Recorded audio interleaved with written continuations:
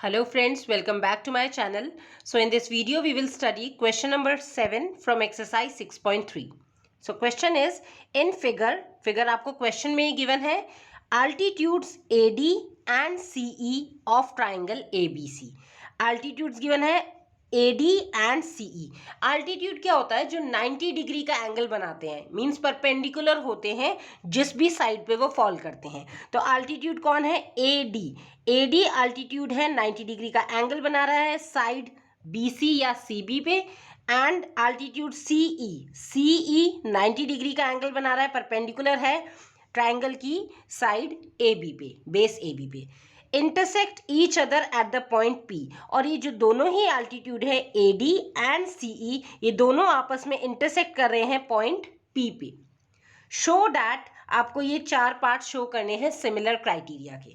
तो यहाँ पे आप देख रहे हैं जो आपको सिमिलैरिटी क्राइटेरिया प्रूव करना है. अभी तक आप पढ़ते भी आ रहे हैं देयर आर मेजर 4 क्राइटेरियाज जिससे हम सिमिलैरिटी प्रूव करते हैं.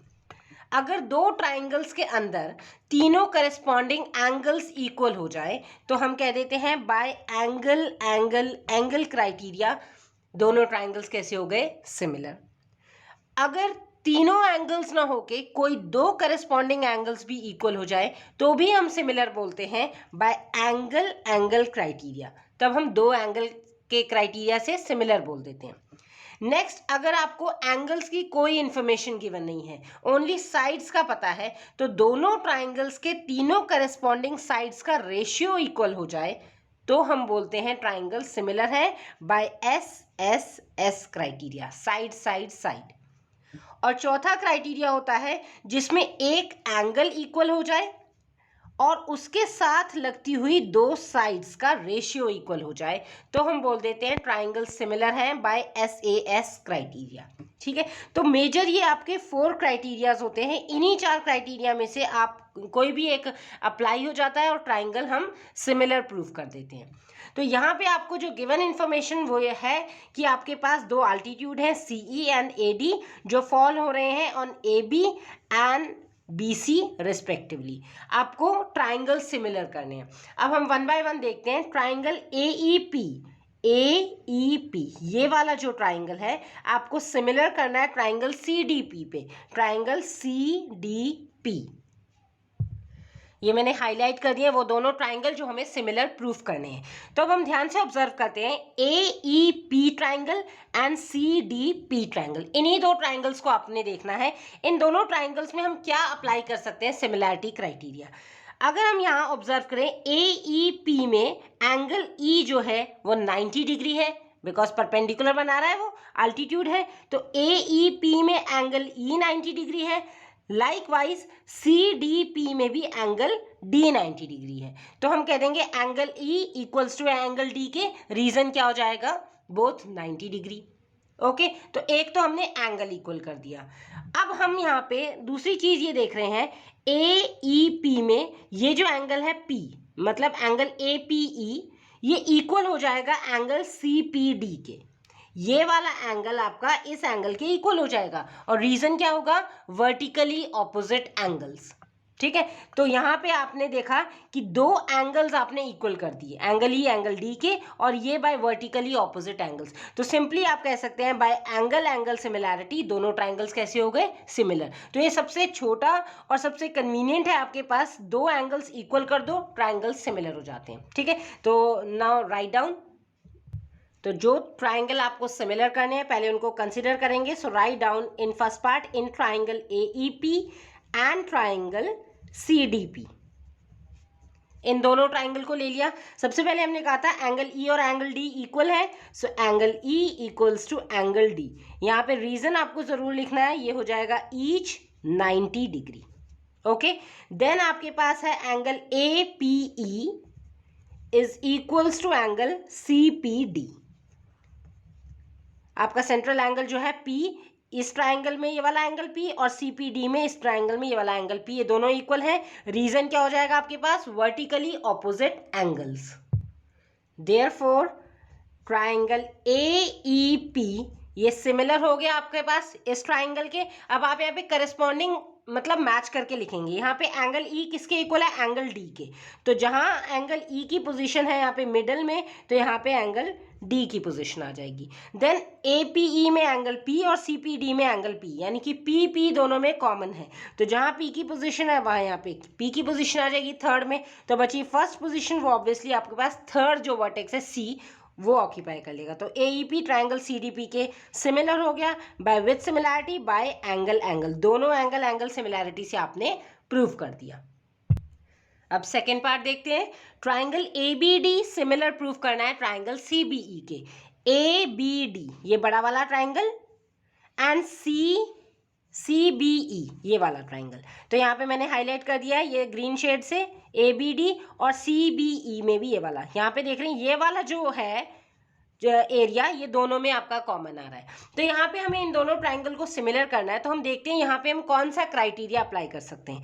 ए बी डी अगर इस पूरे ट्रायंगल को देखें, ए बी डी को, इसमें आपका एंगल डी 90 डिग्री है, राइट। और सी बी ई में आपका एंगल ई 90 डिग्री है। तो यहाँ पे एंगल डी और एंगल ई इक्वल हो जाएंगे, रीजन हो जाएगा ईच 90 डिग्री।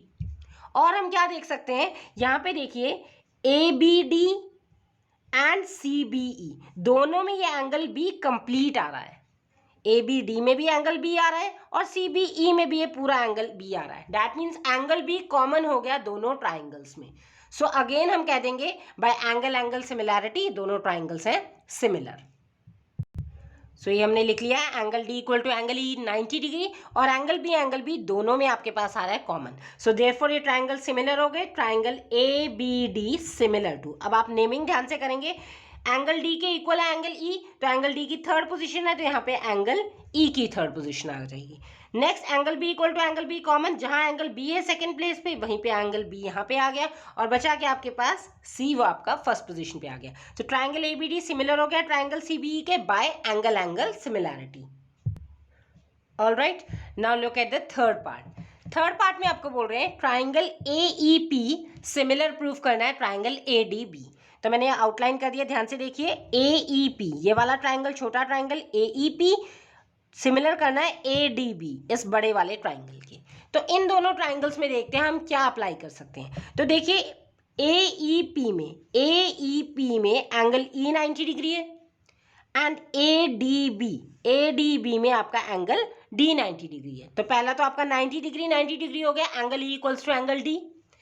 और दूसरा हम क्या कर सकते हैं, ए ई पी में आपका कंप्लीट एंगल ए आ रहा है, लाइकवाइज ए डी बी में भी आपका कंप्लीट एंगल ए आ रहा है। तो angle A equals to angle A common हो जाएगा। तो जैसे आपने प्रीवियस सेकंड पार्ट में करा, एक 90 डिग्री और एक कॉमन लेके बाय एंगल एंगल सिमिलैरिटी दोनों ट्राइंगल कैसे हो गए, similar. So now write down.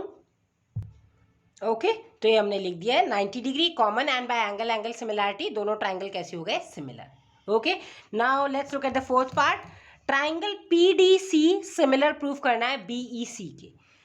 PDC ये छोटा वाला ट्राइंगल ऊपर, पीडीसी सिमिलर करना है बीईसी इस बड़े वाले ट्राइंगल के। तो आप इस साइड में देखिए, राइट साइड में है ये ट्राइंगल के, पीडीसी एंड बीईसी। तो सबसे पहले तो आपका वही हो जाएगा 90 डिग्री, पीडीसी में आपका एंगल डी एंड बीईसी में आपका एंगल ई। तो angle D equal to angle E both 90 degree, right. अब हम नेक्स्ट क्या देख सकते हैं, क्या कोई चीज कॉमन है।